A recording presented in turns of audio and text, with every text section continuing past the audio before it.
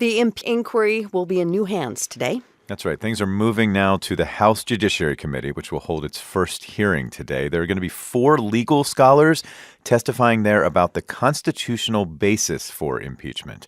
This comes after Democrats on the House Intelligence Committee released their report making the case for President Trump's impeachment yesterday. Included in that report, there are records showing the suspicious phone calls between Trump's personal lawyer, Rudy Giuliani, and the White House that seem to coincide with key events in the Ukraine scandal. For more, we've got White House reporter Aisha Roscoe with us this morning. Hi, Aisha. Good morning. All right, let's start with today's hearing. So we mentioned legal scholars. Who's going to testify? What kind of questions are they going to get? So you have 3 law professors picked by Democrats, Noah Feldman, Pamela Karlan, Michael Gerhardt. Then for the Republicans, you have Jonathan Turley. What these experts are supposed to be talking about is the constitutional basis for impeachment. A lot will be about whether Trump's actions, as outlined in the Democrats' report, rises to the level of impeachment.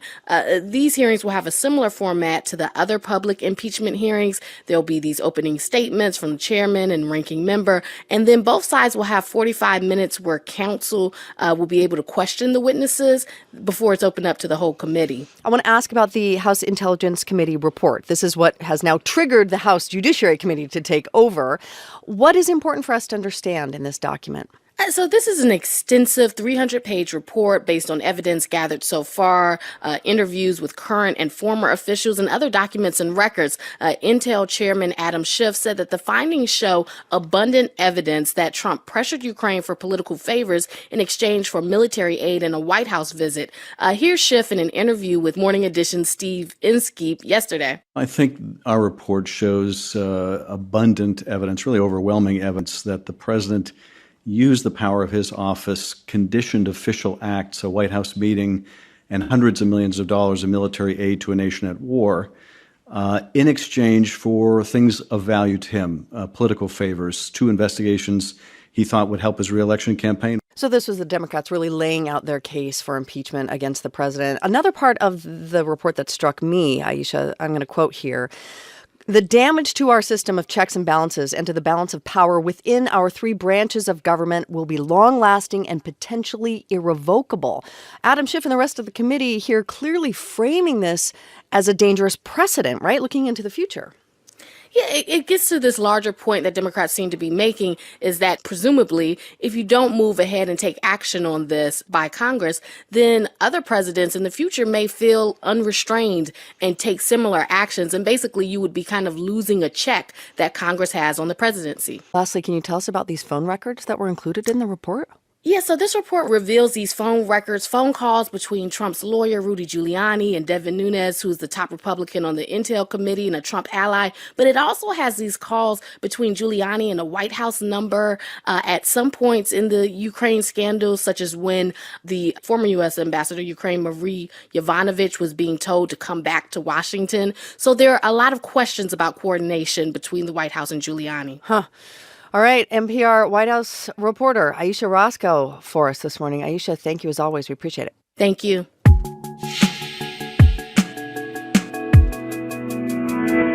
All right, there's a showdown at the NATO meetings in London between one key member, Turkey, and the rest of the alliance. That's right. Turkey's President Recep Tayyip Erdogan is threatening to hold up NATO's work unless the alliance labels the Kurdish fighters in Syria as terrorists. Let's remember, these are the same fighters who have sided with the United States in the war against ISIS.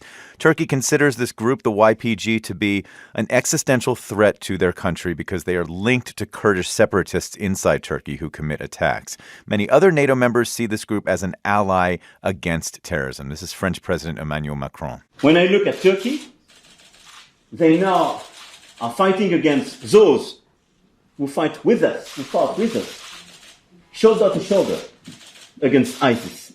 And sometimes they work with ISIS proxies. This is an issue, and this is a strategic issue. Okay, we've got NPR's Peter Kenyon on the line from Istanbul. Good morning, Peter. Can you just tell us exactly what Turkey is threatening to do here? Well, it's saying it will block a defense plan for the Baltics, which it has no real objection to, unless NATO acknowledges Turkey's fight against Kurdish militiamen in Syria.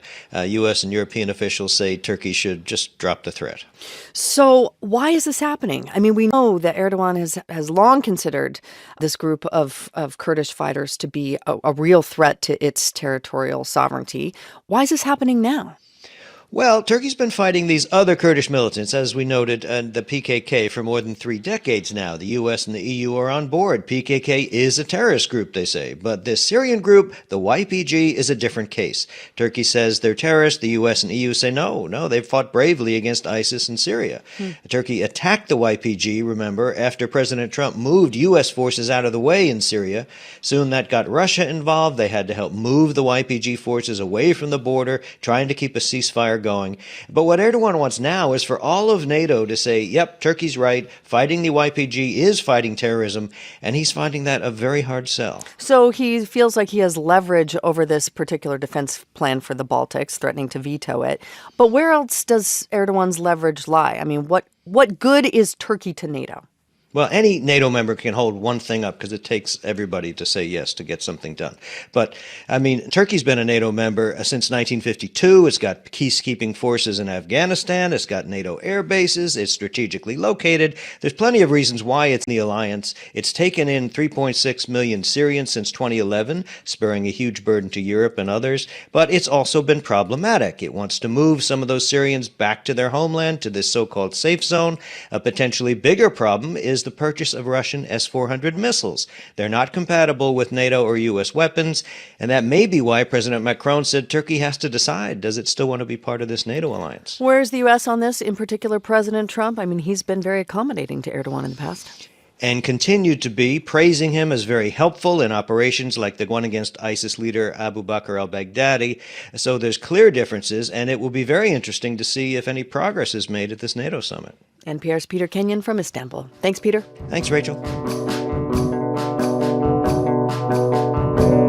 All right, now to a story affecting hundreds of thousands of student loan borrowers, people with disabilities who are entitled to have their debts erased, but also missed out on getting that relief from the federal government. So for more than half a century, this is how the system was supposed to work. If you have a significant permanent disability and can no longer work enough to support yourself, you can ask the U.S. Department of Education to forgive your debts. But an NPR investigation finds the vast majority of eligible borrowers are not getting the help that they deserve. NPR's Corey Turner and Claire Lombardo worked on this story for months, and Corey is in the studio with us this morning. Thank you so much for coming in. Thanks for having me, Rachel. What did your investigation find? Well, we're talking about people with the most severe kinds of disabilities. The Social Security category is called MINE, Medical Improvement Not Expected. And we should say back in 2016, the Ed Department actually did something really good. It ramped up efforts to find these eligible borrowers and let them know that they qualify to have their loans discharged. Okay. But we've found that even since then, just 28% of those borrowers have made it through this process or are even tracked to.